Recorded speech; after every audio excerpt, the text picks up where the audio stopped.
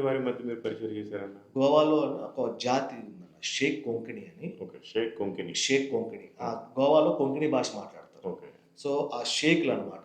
ఈ ఓకే. జాతికి సువార్త అసలు ఎళ్ళలేదు. వెళ్ళలేదు. ఆ! ఓకే. హ్మ్. ఈ జాతోళ్ళు తప్ప అందరూ కొద్ది గొప్ప తెలిసినోళ్ళున్నారు. ఈ జాతోళ్ళు ఎక్కడ లొకేటెడ్ ఉన్నారంటే, హ్మ్.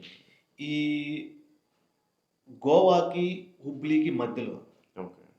ఫస్టు గోవా స్టార్టింగ్ విలేజ్ వచ్చేసి కూలెం అంటారు. ఓకే. కూలెం, ఆ తర్వాత సావెడం, తర్వాత మడగాం, ఆ తర్వాత వాస్కో డ గామా. ఓకే. సో, ఈళ్ళు ఈ మాప్సా ఈ ఏరియాలో లొకేటెడ్ అనమాట. ఓకే. వీళ్ళకి సువార్త నేను గోవాలో ఎన్ని క్రిస్టియన్ చర్చులున్నాయి. అవును. నేను వాళ్ళ మధ్యలోకెళ్ళినప్పుడు వాళ్ళకి యేసు ప్రభుతో ఒక యేసు ప్రభు పేరే తెలీదు వాళ్ళకి. ఓకే. అప్పుడు అనుకున్నాను, హ్మ్. నిజంగానే ఈ ఫారినర్స్ ఎంత ఈ డేటా అంతా కలెక్ట్ చేసేసి ఎట్లా వీళ్ళకి ఐడియాస్ వస్తున్నాయి అవును. ఏంటనేది. హ్మ్. మళ్ళీ మనం ఇండియాలోనే ఉంటాము. మనకు అర్థం కావట్లేదు. అవును. సో, అప్పుడు అక్కడ బాగా వర్క్ చేశానని చెప్పేసి ఆయన నన్ను మళ్ళా "నీలాంటోడు రాజేష్ ఇక్కడ కాదు ఉండేది. హ్మ్. నువ్వు అటెళ్ళాల. హ్మ్. ఢిల్లీ పైకెళ్ళాలి నువ్వు." హ్మ్. సో, అని ఆయన హిమాచల్ ప్రదేశ్ పంపించాడనమాట. ఓకే. ఫస్ట్ హిమాచల్ ప్రదేశ్ వచ్చారు. హిమాచల్ ప్రదేశ్ వచ్చాను. ఉత్తరాఖండ్ కంటే ముందు. హ్మ్. ఉత్తరాఖండ్ కంటే ముందు హిమాచల్ ప్రదేశ్‌లో సేవ స్టార్ట్ చేశాను. రాజ్‌పూత్ ఫ్యామిలీస్ మధ్యలో. ఓకే. సో, దేవుడు బాగా వాడుకున్నాడు అక్కడ. హ్మ్. సో, అక్కడ దేవుడు బాగా వాడుకున్నాడు. అక్కడ కూడా పర్సిక్యూషన్ వచ్చింది. ఓకే. సో, అక్కడ పర్సిక్యూషన్ రాగానే మళ్ళా వేరే చోటకెళ్ళాను. అప్పటికి పెళ్లి కాలేదు నాకు. ఓకే. సో, అక్కడ నుంచి తర్వాత మళ్ళీ ఉత్తరాఖండ్ దేవుడు ఎళ్ళమన్నాడు. ఓకే.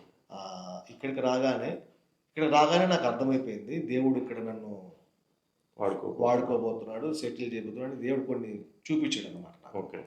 సో, అప్పుడు నేను దేవుని దగ్గర ప్రార్థన చేశాననమాట. హ్మ్. తండ్రి నేను ఇంగా ఇక్కడే ఉండాలి. హ్మ్. ఇక్కడ ఉంటూ మొత్తం నార్థర్న్ స్టేట్స్ మొత్తం నేను కవర్ చేయాలి. ఓకే. నేను ఒక్కడినైతే కవర్ చేయను. సో, దేవుడు నాకిచ్చినటువంటి మెయిను నా దర్శనము, నా గోల్ ఏంటంటే ఆహ్, లూకా సువార్త 10వ అధ్యాయంలో చెప్పినట్టుగా 1-5 మనం చూస్తే, కోత విస్తారంగా ఉంది గానీ పనివారు తక్కువగా తక్కువగా ఉంది. ఉన్నారు. హ్మ్. సో, మెయిను నార్త్ ఇండియాలో నాకు అర్థమైందేంటంటే, హ్మ్. పనివాళ్ళు లేరు. ఓకే. వీళ్ళ కోసం ఏం చేయాలి? హ్మ్. సో, అందరికీ డబ్బులివ్వాలంటే మన దగ్గర లేవు. అవును. మనమే మిషనరీస్‌గొచ్చాము. మనకి సపోర్ట్ లేదు. అవును. సో, వీళ్ళని ఎట్లా చేయాలి?